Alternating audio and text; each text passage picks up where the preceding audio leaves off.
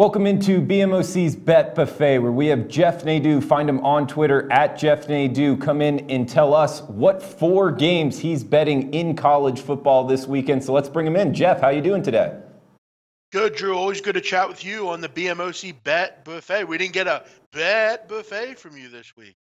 I've been told I should save it for the end, so we'll get to it after the 4th game. But we got some good ones here, man. Starting in the ACC, we got 137-138 Virginia at Pitt. Looks like Pitt's laying -3 across the board. And totals-wise, on SBR odds right now, 5 dimes is hanging a 50. Bet online a 49.5. How you looking to bet this ACC matchup? Yeah, Drew, after a lot of the games, I tend to watch the midweek press conferences from the coaches, especially on the games that I'm looking at betting. And one thing I noticed from the Virginia group this week was going into that game last week against Boston College, there was a lot of talk on this team. Oh, we're going to make a bowl game with a win, blah, blah, blah, blah, blah. They haven't made a bowl since 2011. There was a lot of really excitement around this team. A little bit of excitement that was too much for them to overcome. I think they really read the headlines last week, kind of bought into the fact they were going to a bowl. And I think after listening to them this week, I think they've really toned that down. They kind of had a meeting as players and just kind of lowered the, not expectations, but lowered the excitement and got to the point where it's one game weekly. You go into it with a better mindset. I think they were just a little bit too excited last week, and they got beat around by Boston College. Mendenhall really kind of mentioned that was one of the problems last week. They were just too amped for that game. Coming in here, I think they're in a really good spot. I think their mindset's a little different now. With a win, they're going to make a bowl for the first time since 2011. For a team like Virginia, that's a big thing. And I think, like I said, their mindset's a little bit more focused. They've also been under Mendenhall, a great road team, Drew, against the spread. 2-0 this year, covered 9 of 12 overall. And in that game against BC, they just really didn't do anything right. I mean, they had 3 turnovers, gave up some big plays early on, really took out the air of the balloon. And again, like I said, I think they had to reality check themselves a little bit. I think they'll get going against a bad defense here. Pittsburgh's had a lot of trouble against the pass this year. Look for Kurt Bankert to really kind of move the football through the air against a Pittsburgh team that really just has had some injuries, really haven't been very good this year. And they've been really poor at home against the spread, 4-12 over the last 16. Look for UVA to win this game, but I'll take the 3 points, I think, to get bowl eligible on Saturday. Yeah, a lot of good points there. I agree with you. Wahoo's +3 on the first game.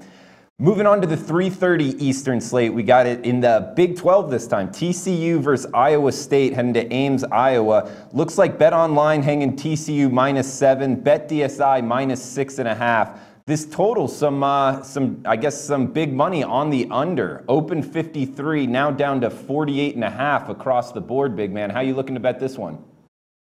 Yeah, I think a lot of people this week, the trendy upset pick is Iowa State because they did it to Oklahoma. But that's the problem. They've already did it. They're not going to surprise anyone. They're not going to go into this game, TCU, and be worried about anything. They're not going to go into this game thinking, well, I mean, they beat Oklahoma. That was the blueprint. They beat them. Now you can't go into Iowa State, with just thinking, hey, we could just roll through this team. It's not going to happen anymore. Iowa State, the antennas are up, and you look at the fact of this new quarterback, Kempf, he's played pretty well, but against teams like Texas Tech and Kansas, you're facing a really high-level defense. Texas Christian has been fantastic, 11th in total defense in the country. They've really just been a tough team to score on, Drew. Gary Patterson's really got behind this team, 291 yards a game they've given up, and I've been real impressed by Kenny Hill. He's a guy that I haven't always liked over his career, but he's been good. He hasn't turned the ball over very much. He's been a lot more accurate this year. And I think Oklahoma, like I said, really opened the public's eyes. This is not an Iowa State team you can just, run all over like a Kansas. They've improved, but I like what TCU's been able to do. I think the line's a little low. And you look at TCU, Drew, this year, 7 of their games and their wins, 6 have come by 13 or more points. I just think they really break Iowa State down here. I think Kempf is going to be a little shell-shocked at this defense and how good they are. They'll move the ball, but I think TCU will pull away towards the end and win by double digits. TCU, to me, is the second-best team in the country right now. Yeah, this is a good one, midday on Saturday on ABC. And make sure to shop around because there's a lot of sevens out there. But using SBR odds right now, you can do a click through to the sports book. Find it at BetDSI, TCU, the Horned Frogs, -6.5. So you can get that extra half a point by shopping around. Moving on to the 7:30 Eastern slate, heading to the SEC East. Outside of Georgia, hasn't been pretty, as we both know, big man. 119-120, Tennessee at Kentucky. This one in Lexington, -4 pretty much across the board, -5 towards Kentucky at BetDSI, 46 the total. This one on SEC Network. How you betting this one? I'm going to keep piling on Tennessee. I've bet against them a couple times this year, Drew, and I'm not going to stop now. This team is just poor. I mean, they're in a really a point of no return. I mean, their coach is on his way out. He won't make it past this year. They lose John Kelly, their whole offense, if they had one, due to a off the field problem. I mean, Drew, they're 1-6 against the spread this year, and over the last 20 quarters, they've scored 3 touchdowns. They just can't move the ball. I mean, I don't know what else to say. Both quarterbacks have been pretty much dreadful. And in conference, they're 0-4 straight up, scoring just 9 points a game and giving up 32. So they're not in games at all. They're not even competitive. And Tennessee, I think, is going to have a lot of trouble against Kentucky in this game due to the fact of, one, it's on the road. B, Tennessee has really struggled all year to stop the run, Drew. 122nd in the country, giving up over 5.1 yards a carry and 247 yards a game. Look for Benny Snell, a really good running back for Kentucky, to really kind of do whatever he wants in the backfield. I think you'll see a lot of him, a big dose of Benny Snell. He should be able to have a pretty big game here. And another thing, Drew, they're eligible for a bowl as well, Kentucky. That's always a point for emphasis for teams like Kentucky or a Virginia. When you get to that spot at home against a team that's struggling, I think this is a really good play. Kentucky just kind of flies under the radar, but overall they're a pretty good defensive group. They can move the football, and I think they'll have a lot of success against a poor Tennessee run defense. Look for yet another bad loss for Tennessee. I think Kentucky wins 28-17, 31-17. I think they pull away and, again, like Virginia, get eligible here for a bowl game and just add to Tennessee's misery, Drew. Yeah, BMOC, bring up some good stats. What, 1-6 ATS for the Volunteers? And did you say in the last 20 quarters they've scored 3 touchdowns? Correct. Going into that game against Alabama, they had 2 touchdowns over the last 16. They did add one against Crimson Tide, but overall, Drew, their offense has just been terrible. It's just not been good enough. And now you're taking away really your best offensive player in John Kelly. I think it's just going to get worse. Yeah, that's a crazy stat, man. I don't disagree with you, just piling on against the Volunteers. Also, around this time slot, we got it at primetime, 8 p.m. Eastern on ABC, heading to the Big 12, 201, 202, the rotation numbers. We got Texas Tech against Oklahoma, and it looks like the Sooners laying 19.5 at BetOnline, -20 pretty much everywhere else right now on the SBR odds screen, 73.5 the total. How you looking to bet this primetime matchup, big man? Yeah, I haven't had Drew, a great success this year with Big 12 totals, but I'm gonna take a shot here, and I'm gonna go with, to me, what makes sense here. You know, I'm not gonna try to outthink myself here. I'm gonna go over the total in this game. I mean, I don't really like to talk about last year just because a lot of things changed. But I mean, last year, I don't know if you watched this game, Drew, but it was 66-59. There were 1,279 yards in the game. And I know Mahomes is gone, but Nick Shimonek's been a pretty capable passer himself. I just don't see a real feasible way either of these defenses get many stops in this game. I mean, there's going to be a ton of possessions.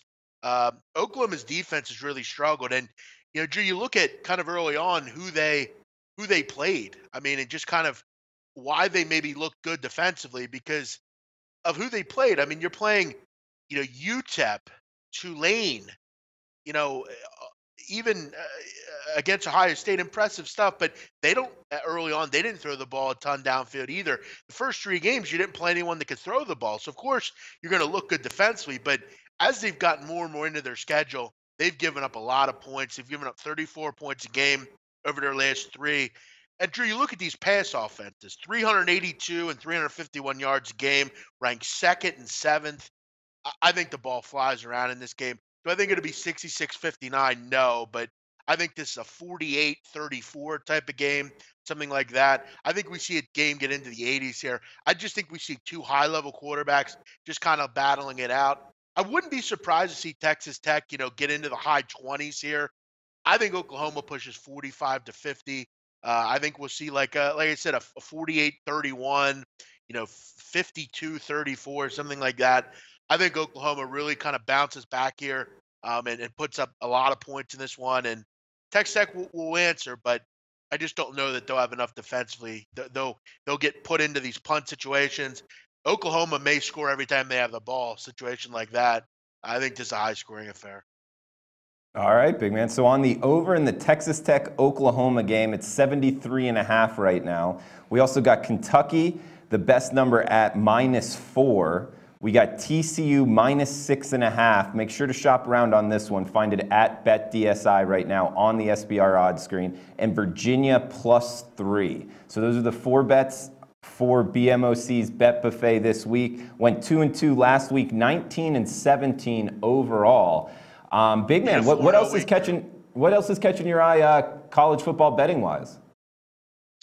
I think just the overall kind of state of college football, Drew. That other than Alabama, there's just a lot of very regular football teams. I mean, we're going to see a lot. We're going to be, Penn State's going to really be able to prove themselves here this week. If you can get by Ohio State, you're going to set yourself up really good. I mean, this is a huge game. Just kind of the overall factoid around the fact that there's not a lot of great teams this year. But yeah, I'll have my eye on the street. Oklahoma State, West Virginia will be interesting.